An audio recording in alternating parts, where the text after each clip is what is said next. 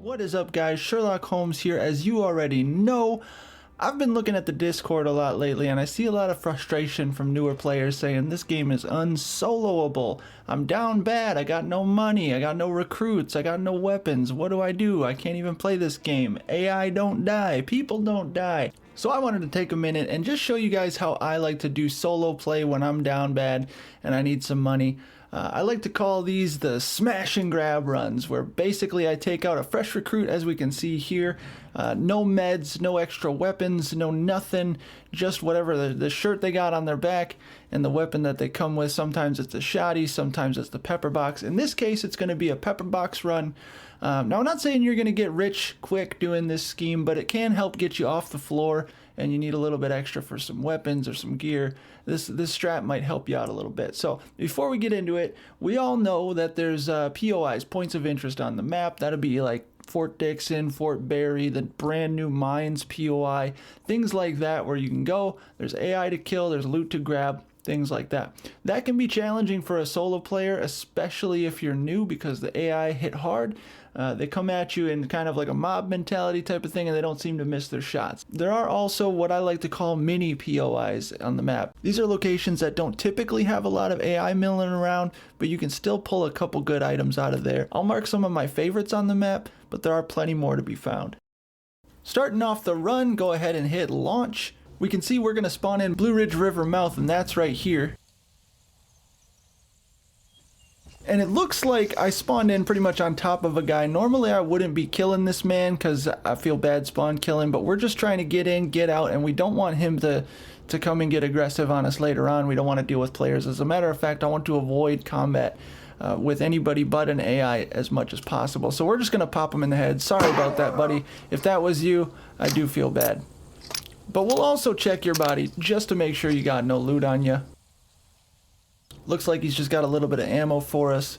We'll be taking that, and on we go. The first thing I like to do is head straight east out of here, because there's this little tents place with a couple AI milling around, and you can usually scoop up some gear off of them. A couple cents maybe, a buck or two if you're lucky. But there's also some crates and some bags you can hit, which might have some money items. We'll see if we get lucky on this run.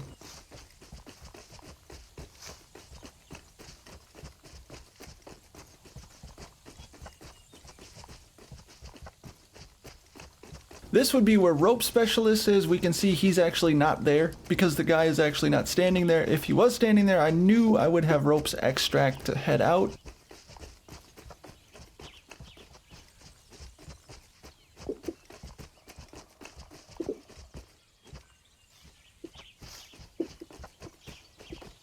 I do see an AI up here. That looks like an easy kill. He doesn't notice us yet. We're gonna run up and pepper box him right in the face. Blam! There he goes. His buddy does see us now. At this point, we're going to have some combat on our hands. I find that strafing is really, really good for AI. You can miss a lot of bullets that way. Don't mind my terrible aim with the pepper box. I'm not a pepper box god. Be aware of your ammo situation. As you can see, I ran out of ammo and needed to fall back to reload. The name of the game is to play safe here. Don't take any risks that you don't need to be taking. Trying to find this body. Here it is. See, he's got 14 cents for us and a bigger bag. We're already off. Well, don't worry about that. That was just my recording software freaking out at me. We're going to take his shotgun and the ammo just as a backup in case the pepper box fails us.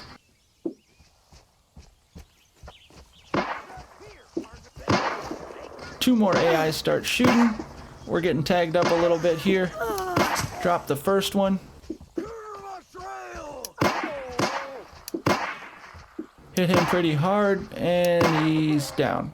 Take a moment to reload before we loot, just in case somebody rolls up on us.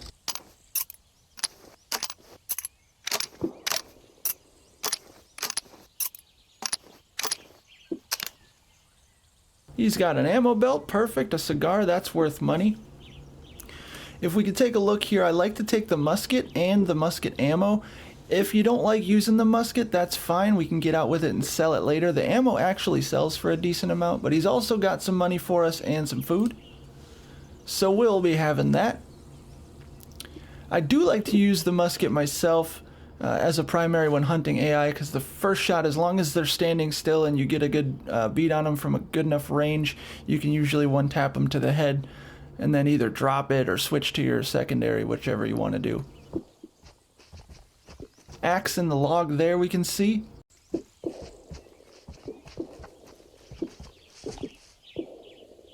This guy's got some more money for us, some more 38 ammo, a better 38 gun than the pepper box. Oil can, that's going to sell for a little bit. We'll pick that up.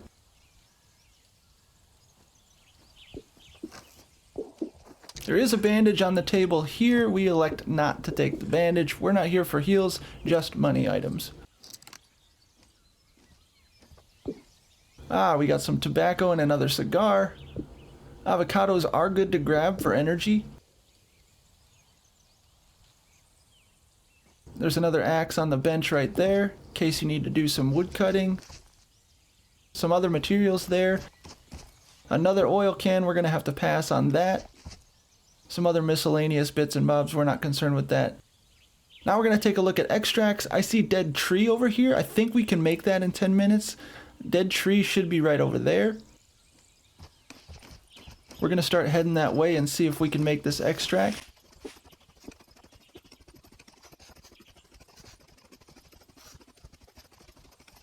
Be careful coming up to this ridge. Sometimes AI like to spawn up here.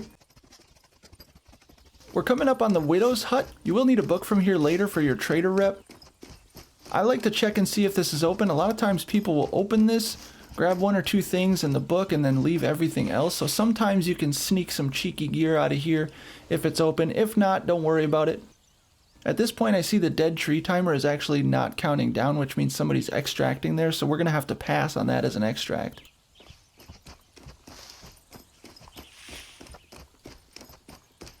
Looks like the door is open, which is great. As you can see here, we have all sorts of gear just ripe for the taking. I see a double action revolver frame, carnavo axe. I'll be taking that 8x scope. Those are fairly rare. Some genuine smokeless, some feathers. Looks like we got a ladle of sorts.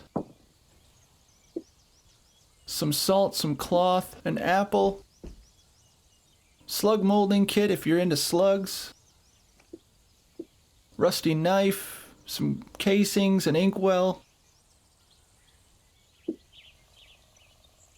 So because the inkwell sells for more than the oil can does, and I can pick up that knife, it's worth it to trade out the oil can for the inkwell and the knife. So that's what I'm gonna do here. Looks like we've looted this place up pretty good. Our extracts are actually pretty terrible for this run. I have Wagon way up north, and then Ruined Tents north of Dixon, that's kind of far away, and then Cave kind of by Wagon. So we're going to actually wait a little bit here. These extract timers are almost done, which means extracts are going to be popping up brand new here in a second. We're going to have to wait a little bit and play smart, but I hope that Rope Specialist will pop up. It seems to be that when extracts disappear up north, the next bunch to pop in will be in the south. We're just going to bide our time.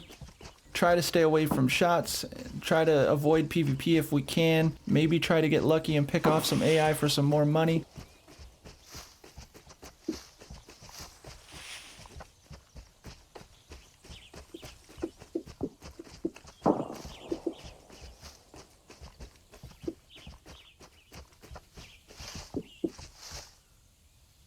Take a look at our extracts again.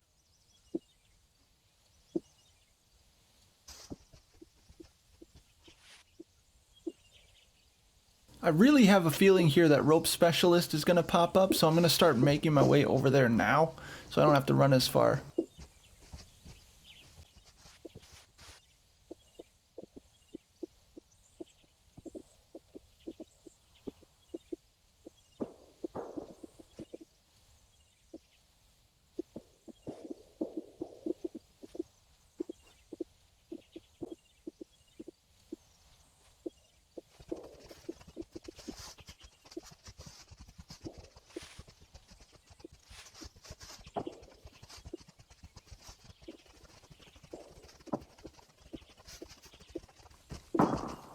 Hear a bolty off in the distance. That's a little scary. We're definitely going to avoid that fight.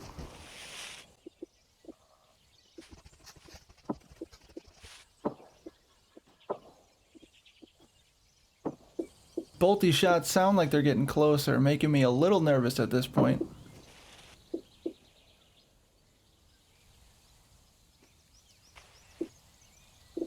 Here we go. Our extracts have now refreshed, and we do have a couple ideal locations. Burnt House and Burnt Forest isn't too far away. We still have Wagon Cave and Ruined Tents. However, the one I'm concerned with is Rope Specialist. That is right near where we spawn, so if we head back there, we should be good to go. As long as we don't have any shenanigans between now and then, we should make it out of here with a couple bucks.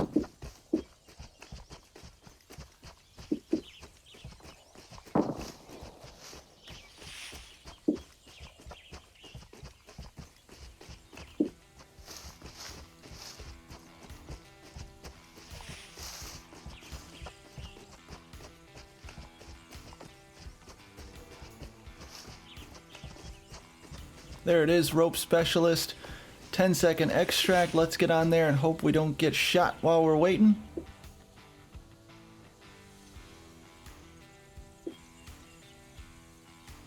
And we made it out. Let's take a look at the goodies that we got out with. A little bit of XP, a little bit of Renown, which is good.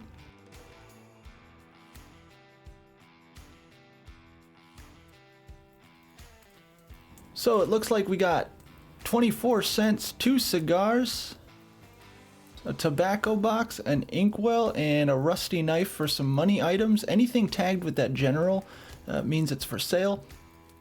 Also, I'm going to sell the musket. Don't forget to take the ammo out of the weapon before you sell it, just to get yourself a little bit extra. And I'm going to sell that musket ammo as well. As you can see here, we started with $243.27.